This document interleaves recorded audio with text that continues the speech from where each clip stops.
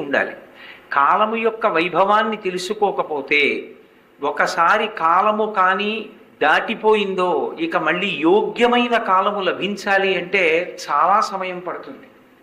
మీరు చూడండి, వర్షాలు పడేసరికి భూమినంతటినీ దున్ని విత్తనాలు వేసి ఏ రైతు సిద్ధంగా ఉంటాడో అతని పొలంలో పంట బాగా పండుతుంది.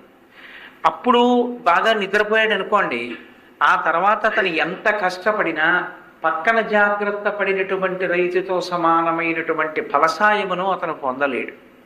కారణం ఏమి అంటే, ఏ కాలమునందు ఏ పని చెయ్యాలో ఆ పని ఎవరు చేస్తాడో అతడు మాత్రమే ప్రయోజనమును పొందుతాడు.